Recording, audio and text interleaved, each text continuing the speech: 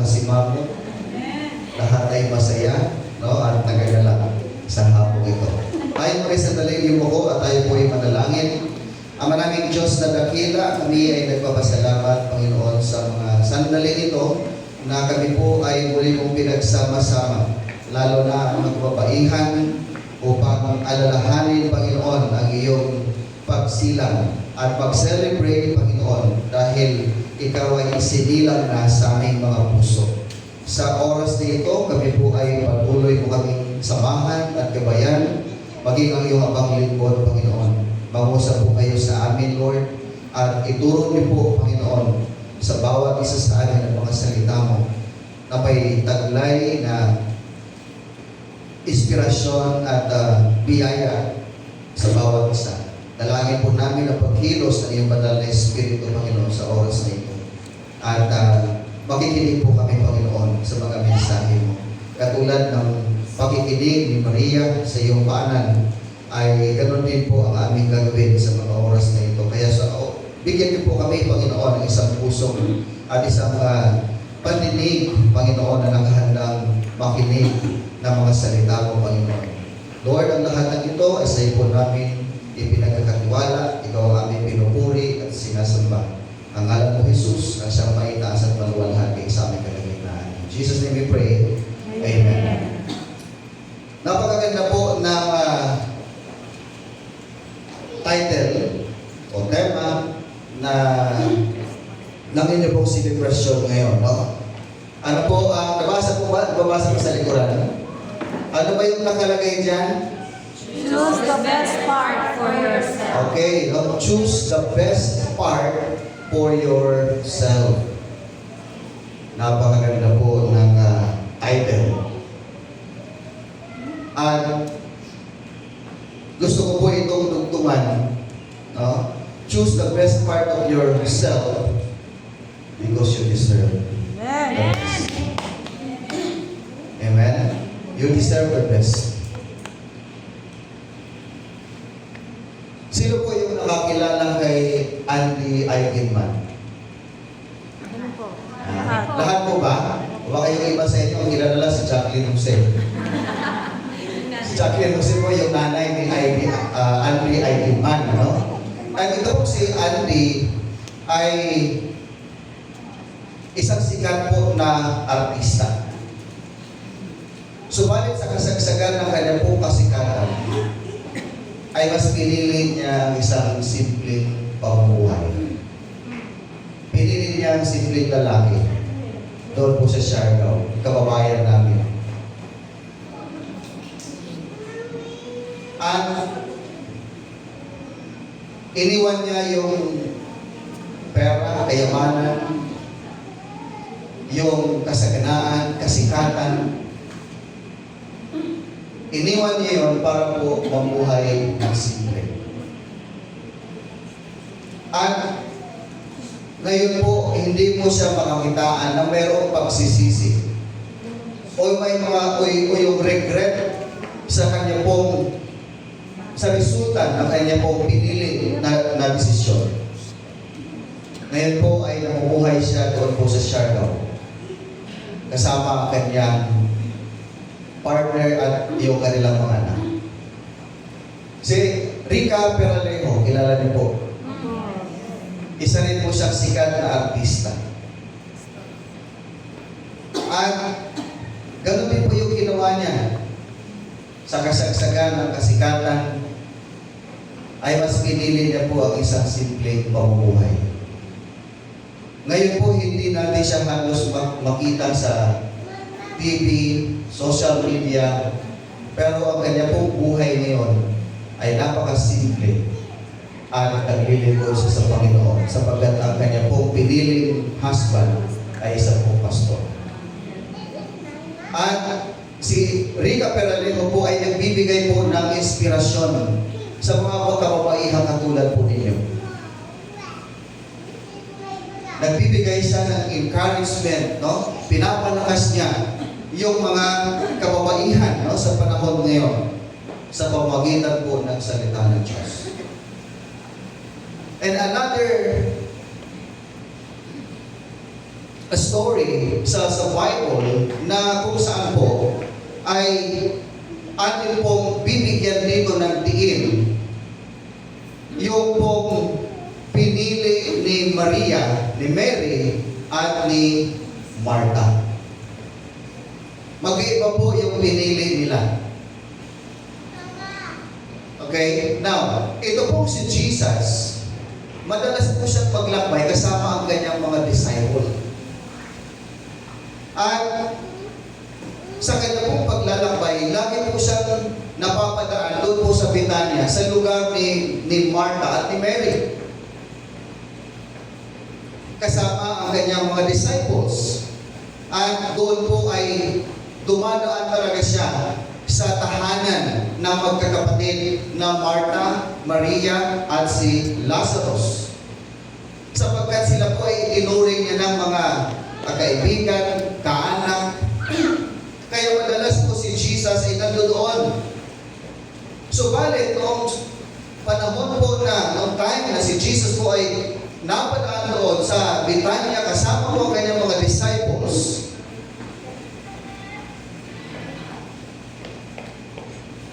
ay nangyari po itong story about Martha and Mary, na kung saan ang pinili po ni Maria ay ang makinig, ay yung umupo sa paanan ni Jesus at makinig ng kanyang mga sinasabi. Samantala si Martha ay mas pinili niya po yung gawaing bahay. Okay? Pinili niya yung gawaing bahay. Paghahanda ng pagkain at iba pa. Now, ito pong karanasan sa Bethany o sa Betania, sa tahanan po ng magkapatid na ito na Martha and Maria, ito po ay naglalarawan sa ating lahat, lalo na sa pagpili natin kung ano ang pinakamabuti para sa atin. Sa verse 39, sabi po dito, naupo si Maria sa paanan ni Jesus at pinakinggan ang kanyang salita. Ano po ba ang ibig sabihin noong naupo si Mary sa paanan ni Jesus? At ito'y nakikinig ng salita ng ating Panginoong Diyos. Ito po ay pagpapakita, pagpapakita ng pagpapasakop. Ibig sabihin, si Mary po ay nagpakita ng pagpapasakop sa ating Panginoong Jesus.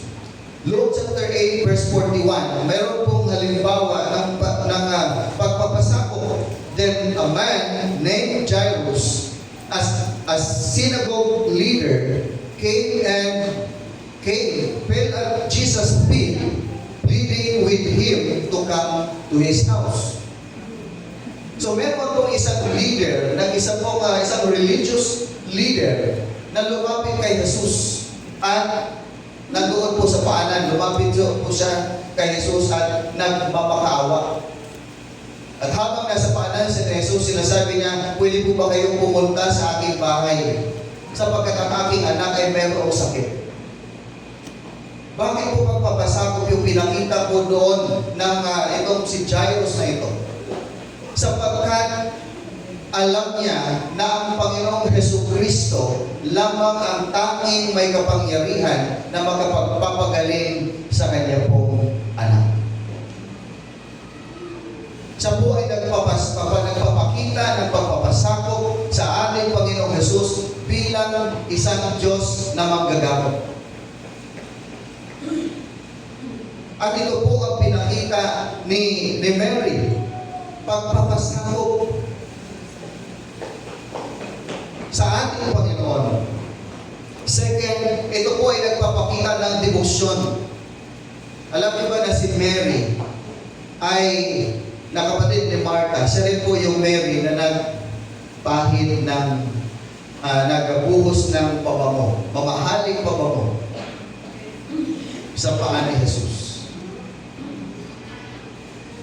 At ito po'y pinunasan ng kanyang buhok. Marami pong may alagad na nag-question doon sa kanya pong ginawa. Bakit sinayangan lang ng babae ito yung mamahaling pabango? Kung pinagpilit niya sana yon at yung pinagbilhan ay pinamigay sa mga mahihirap, mas maganda pa sana, mas mabuti pa sana. Pero dito po pinakita ni Mary yung kanya pong debosyon sa ating Panginoong Jesus. Nandoon siya sa paanan ni Jesus, nakikinig ng salita ng Diyos dahil pagpapakita po ng kanyang pagmamahal. And another, ito po ay nagpapakita ng kapayapaan. Yung pag-upo ni Mary sa paanan ni Jesus ay nagpapakita po ito ng kapayapaan. Luke chapter 8 verse 35, and the people went out to see what had happened. When they came to Jesus, they found the man from whom the demons had gone out, sitting at Jesus' feet, dressed and in his right mind. Mayroon din pong isang lalaking inaalihan ng demonyo. Pinalaya si Jesus itong demonyo na ito sa katawan ng lalaki. At ito pong lalaki na ito na inalihan po ng demonyo, wala pong saplot. Mabaho, marumi, walang kasuotan, wala sa katinuan, wala sa katinuan ng pag-iisip. Subalit, noong pinalaya siya ni Jesus mula po sa demonyo, sa pagiging demon possess, ito pong lalaki na ito ay umupo doon sa paanan ni Jesus at malinis na nakasuot ng damit na meron ng maayos na pag-iisip o siya ay nasa kanyang sariling katinuan. So dito po ipinapakita po ni Mary yung kanya pong pagpapasakop, yung kanyang debosyon at yung payapa na kanya pong buhay habang siya po ay nakaupo sa paanan ni Jesus at nakikinig ng salita ng Diyos. Now, ito po si Mary ay isang halimbawa ng isang Kristiyanong nais na makinig ng salita ng Diyos at mag-aral pa mula sa itinuturo ng ating Panginoong Jesucristo. Si Maria po ay isang halimbawa ng isang Kristiyanong mayroong pagsamba sa ating Panginoong Diyos. Si Maria po ay isang Kristiyanong halimbawa na mayroon pong debosyon sa ating Panginoon. Ipinapakita niya ang kanyang debosyon. At tayo po, mga kababaihan man, mga kalalakihan man, dapat din po tayong matutong umupo sa paanan ni Jesus at makinig po tayo ng kanya pong mga mensahe. Amen? Makinig po tayo ng kanyang mensahe. Sa ating pong pang-araw-araw na pamumuhay, dapat ipakita rin po natin yung ating pagpapasakop sa Diyos. Ipakita po natin yung ating debosyon sa ating Panginoon. Habang payapa o panatag po natin ginagawa ang mga bagay na dapat po natin gawin sa pang-araw-araw. Dahil kung wala po yon sa ating buhay, kung hindi po natin magawa na mag-aral, makinig at mag-aral ng salita ng Diyos, hindi po tayo lalago sa ating pananampalataya sa ating Panginoon. Paano po matututo ang hindi nag-aaral? Very simple logic, hindi po ba? At habang tayo po ay nag-aaral, natututo po tayo. natututo tayo at lumalago tayo. Lumalago ang ating kaalaman, yung ating pananaw, at higit sa lahat, lumalago ang ating pananampalataya sa Diyos. Kung hindi po tayo makikinig ng salita ng Diyos, madali po tayong madaig ng tukso. Madali po tayong madaig ng tukso. Kahapon habang nanonood po ako ng balita sa 24 oras, noong Christmas, mayroon daw magkumpare at kumari nag-iinuman kasi nagsasaya. At sa ating mga Pinoy, napaka-common na po sa atin yung mag-celebrate po tayo ng Christmas or New Year or birthday na meron pong alak. Hindi po ba? At ito pong magkumpare at magkumari nag-iinuman. At ngayon yung kumari dahil lasing na, umuwi na siya ng bahay, nakatabi lang din, magkapit-bahay lang sila ng kanyang kumpare. At nung itong kumpare ay nalasing na rin, umuwi na rin siya. Pero hindi sa bahay niya, doon sa bahay ng kumare niya.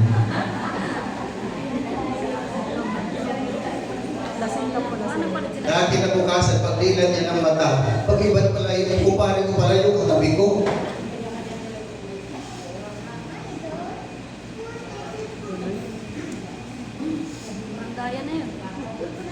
Bakit ganun po ang nangyari? Dahil hindi talaga sila nag-celebrate ng totoong meaning ng Christmas.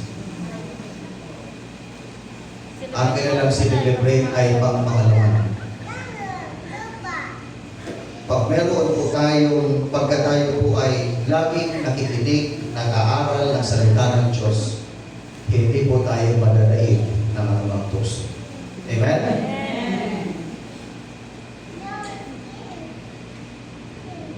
At hindi tayo magiging makalaman. Now, punta tayo kay Martha. Sabi po ng verse 40, alala si Martha sapagkat kulang ang kanyang katawan sa paghahanda, kaya lumapit siya kay Jesus at ang wika, Panginoon, sabihin nga po ninyo sa kapatid kong tulungan naman ako.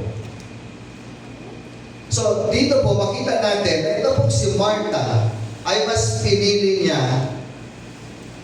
ang paghandaan si Jesus o yung kanilang mga bisita.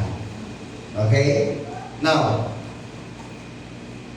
dahil hindi po inuna ni Martha ang pakikinig ng salita ng Diyos, ano po ang nangyari sa kanya?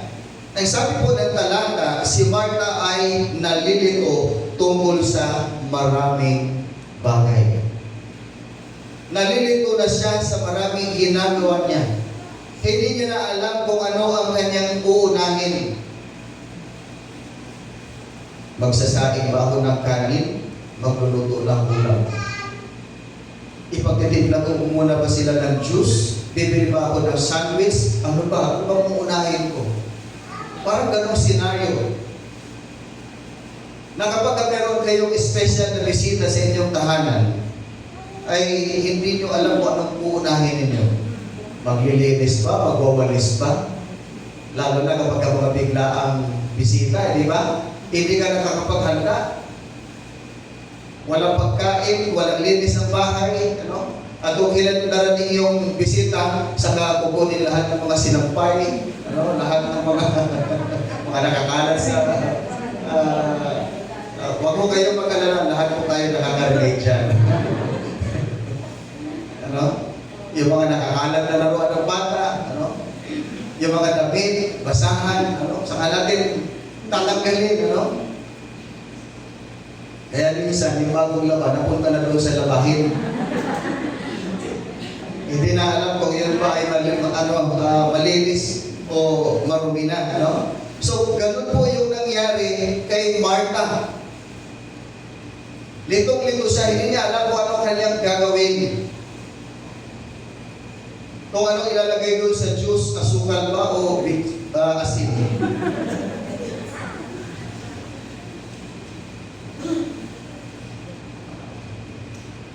Kaya mga kapatid, mga kababaihan, mag-ingat po sa yung tinatawag na paog na pagiging abala sa buhay.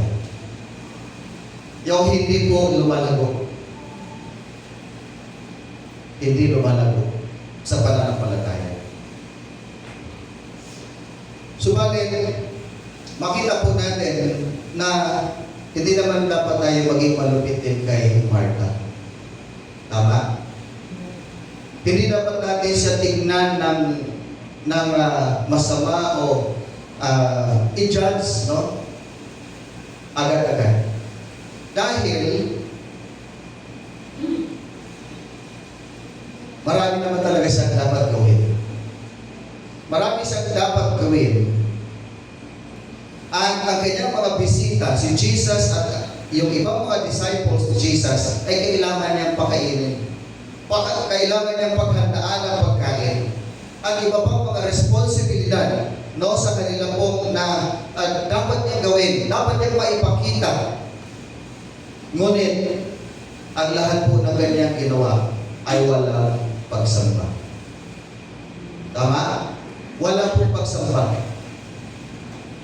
Hindi natin makikita sa kanya, yes, dumating si Jesus with His disciples at excited siya na papasukin, no, yung kanyang mga bisita. And the reason why na hindi na siya magkaunlogaga sa kung ano ang mga uunahin niya, yung kanyang mga gagawin, dahil yung kanyang pong responsibilidad bilang may-ari ng bahay ay pakainin, no, at yung kanyang mga bisita na sila po ay masatisfy.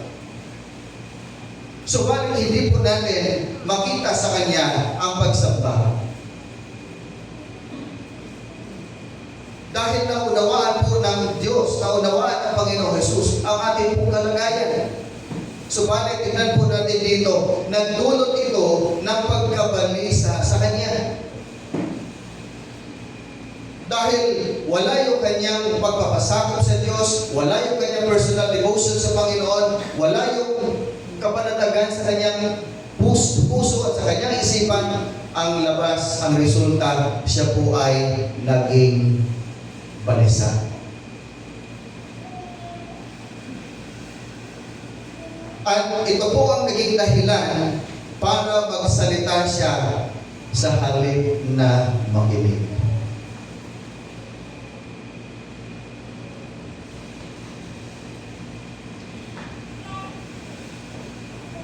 Sabi niya, Panginoon, sabihin nyo naman po ninyo sa kapatid ko, tulungan na naman ako rito.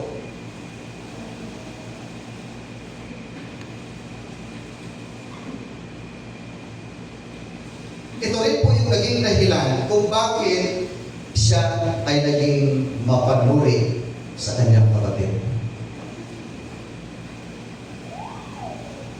Siguro habang nag-i-prepare sa pagkain, ito ba naman kung nakikita niya, no, na talagang nakikinig si Mary habang si Jesus ay nagtuturo.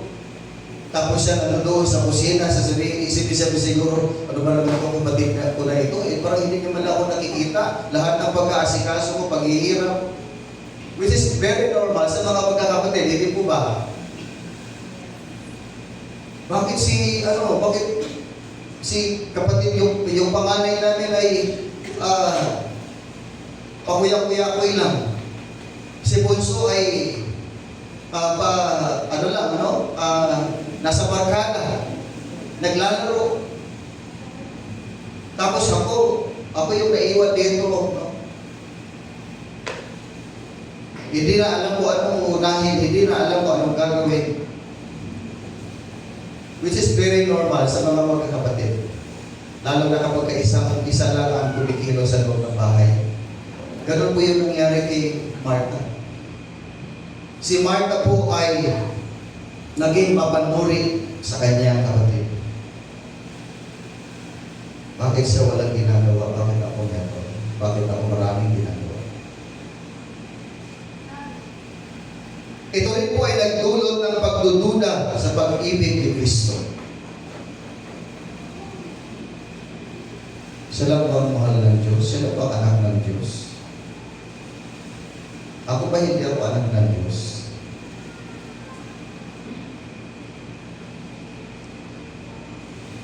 At nagdulot po ito ng pangihina ng kanyang kalooban.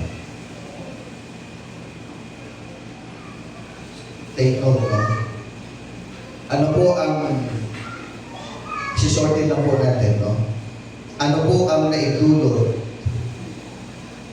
kay Martha nung una niyang ginawa ang kanya po mga responsibilidad kaysa pag-worship, pagsama mula sa pagpakinig ng salita ng Diyos?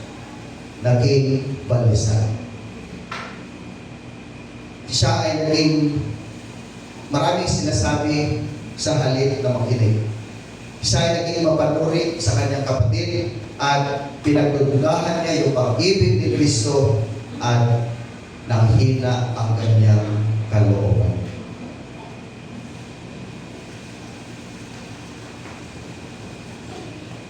Pero tingnan po natin itong sinabi ng Panginoong Jesus. Luke chapter 10 verse 41 and 42. Ngunit sinagot siya ng Panginoon, Marta, Marta, naliligalig ka at abala-abala sa maraming bagay.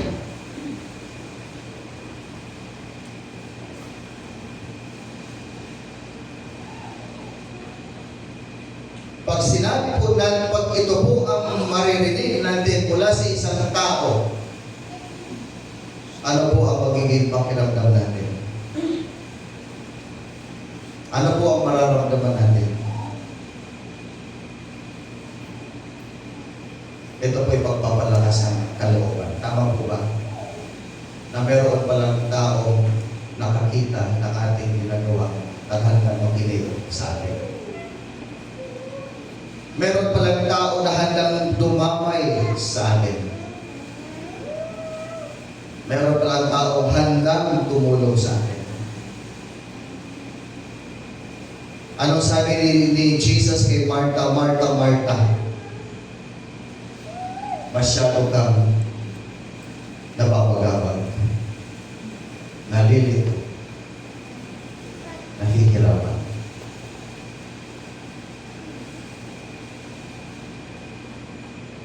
Dahil alam po ng Diyos, ng ating Panginoong Jesus, yung mga pangyayari sa ating buhay. Alam ng ating Panginoong Jesucristo at tumitingin siya sa loob at nakikita niya ang bagabag ng iyong puso. Alam ng ating Panginoong Jesus ang lahat tungkol sa ating mga pag-aalala at sa ating mga kabalisaan. Kaya po sabi ng 1 Peter chapter 5 verse 7, ipagkatiwala sa Diyos ang lahat ng iyong kabalisaan. Ipagkatiwala sa Kanya ang lahat ng iyong kabalisaan.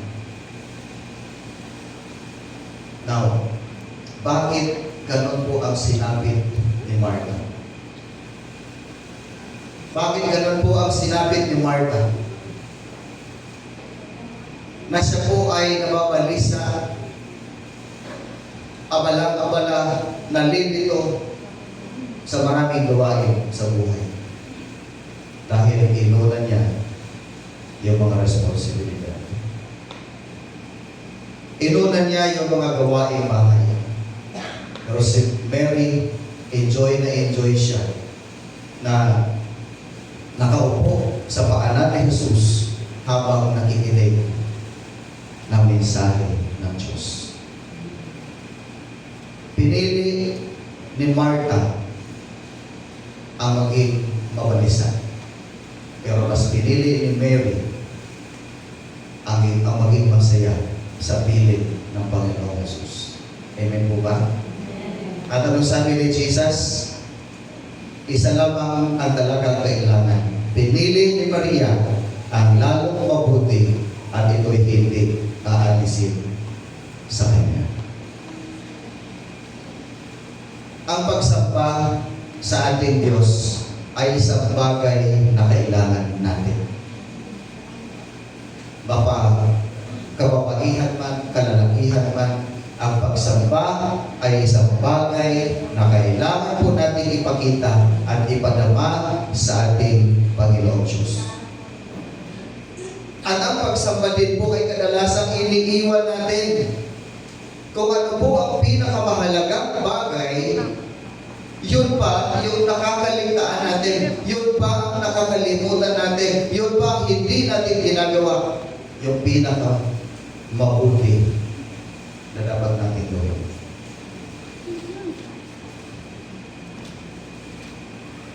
Church, ang paggawa ay dapat balanse. Ito ay dapat balanse sa pamagitan ng pakikinig kay Kristo at sa Kanyang mga mensahe sa atin. Hindi po nangangahulugan na si Mary po ay nakaupo doon sa paanan ni Jesus at habang siya nakikinig ng salita ng Diyos ay wala na po siyang gagawin. Ito po ay nangangahulugan lamang na mas inuna niya ang Diyos. Dahil alam niya na ang merong Diyos, pagkatapos niyang makinig ng salita ng Diyos, ito po ay magtuturo sa kanya kung paano niya po mapagtagumpayan ang kanyang ginagawa sa pang-araw-araw. At ganoon din po sa atin. Pagka inuna po natin sa umaga, ang lahat po ng ating mga gawaing bahay, ang lahat ng ating mga responsibilidad, at hindi po natin inuuna yung ating pong personal devotion sa ating Panginoon at hindi tayo nagpapasako doon po sa ating pong Panginoong Diyos, we end up sa isang araw na bigo tayo. At the end of the day, marami man tayo nagawa, pero ang feeling natin, pagod na pagod tayo. Lutang ang ating isip. Litong-lito tayo. Ba't kung uunahin po natin yung pakikinig at pag-aaral ng salita ng Diyos, yung ating personal devotion sa ating Panginoon, siya mismo, ang Diyos mismo, ang magbibigay sa atin ng kapanatagan. Hello? Hi! Ang Diyos mismo ang magtuturo sa atin kung ano ang uunahin natin. Ang lahat po ng ating gagawin sa maghapon, lahat yan ay naka-organize. Dahil inuna mo ang ating Panginoon. Inuna mo pakinggan ang kanyang salita. At pinagbulay-bulayan ang salita ng Diyos. Hindi po ba? Joshua chapter 1 verse 8. Napakalinaw po ng sinabi po doon. Basahin mo at dilidilihin mo ang salita ng Diyos araw at gabi, at sundin mo kung ano ang nakasulat dito, at ikaw ay magtatagumpay sa iyong buhay. Yun ang sekreto na dapat natin unahin. Yung pag-aaral at pakikinig ng salita ng Diyos. Pag yun po ang ating inuna, ano po ang sabi ng verse 42? Sabi ni Jesus, isa lamang talagang kailangan, pinili ni Maria ang lalong mabuti at ito'y hindi aalisin sa kanya. Ibig sabihin, pinili ni Maria ang mabuting bahagi at yun ay pakikinig ng salita ng Diyos. Ano sabi ni Jesus? Hindi ito aalisin sa kanya. Ito yung gantimpala na ibibigay ng Lord sa atin. Hindi aalisin sa atin ang kapanatagan, kaayusan ng ating buhay, kapayapaan, katalinuhan, kapag tayo po ay inuna ang ating Panginoon. Ano po ang pinakamahalaga sa iyong buhay? Ano po ang pinakamahalaga sa iyong buhay? Ang pinakamahalaga po sa ating buhay ay matatagpuan lamang natin kay Kristo. Amen? Kay Kristo lamang natin ito matatagpuan. Kaya, unahin po natin ang pakikinig at pag-aaral ng salita ng Diyos. Bago po natin gawin ang lahat ng ating mga responsibilidad sa araw-araw. At yun inyo pong tema o yung title, Choose the Best Part for Yourself because you deserve the best. Magandang hapon po sa ating lahat.